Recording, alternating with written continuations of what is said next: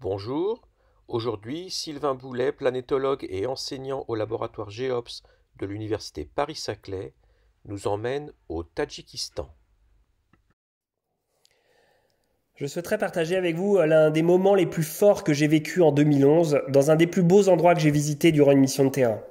En fait, il s'agit du lac Karakoul, situé au Tadjikistan, dans les montagnes du Pamir, partie ouest de l'Himalaya. Vu de l'espace, le lac Karakoul est dans un trou, entouré de montagnes de plus de 6000 mètres d'altitude. Je suis allé à Karakoul pour comprendre l'origine de ce trou. Et nous sommes en train de démontrer que Karakoul est en fait un gros cratère d'impact de 50 km de diamètre. Imaginez-vous un astéroïde de 3 km de diamètre qui aurait impacté la chaîne de montagnes il y a 10 millions d'années et créé alors cette dépression. Pour étudier ce cratère, nous avons voulu nous rendre sur l'île au centre du lac. Nous n'avions qu'un petit bateau pneumatique à rame. Nous sommes partis le matin alors que l'eau du lac était bien calme et nous avons étudié l'île toute la journée. Cet endroit est vraiment incroyable.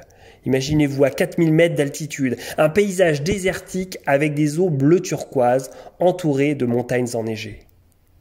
Lorsqu'on étudie les roches, nous cassons les roches avec de simples marteaux pour prendre les échantillons les plus intéressants afin de les ramener ensuite dans nos laboratoires pour les étudier.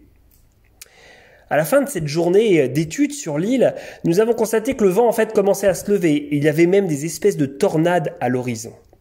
Nous nous sommes dit qu'il serait bien de rentrer car il fallait bien sûr revenir à la rame.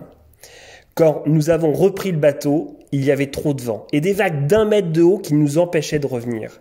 Nous étions coincés. Évidemment, nous n'avions pas prévu de quoi manger ou dormir.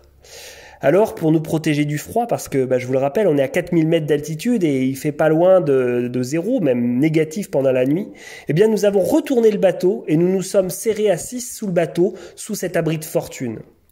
Pendant 8 heures, nous avons chanté, nous nous sommes réchauffés entre nous et vers minuit, petit miracle, alors que la lune se levait, l'eau est redevenue calme. Nous avons alors remis le bateau à l'eau et nous avons ramé comme jamais pour revenir. Nous avons même croisé une île sur le retour et au lieu de la contourner, nous avons porté le bateau pour aller plus vite. Nos chauffeurs qui étaient restés sur la rive pensaient vraiment qu'on avait disparu. Ils nous ont cherchés pendant des heures. Et vers 2 heures du matin, ils ont vu au loin sur le lac nos lumières frontales que l'on portait sur le bateau. On est arrivé sur la rive et alors on était extrêmement soulagés, évidemment, de retrouver les chauffeurs et de pouvoir retourner à notre logement. Et vraiment, ça a été un plaisir incroyable de retrouver tout simplement un joli saucisson qui nous attendait.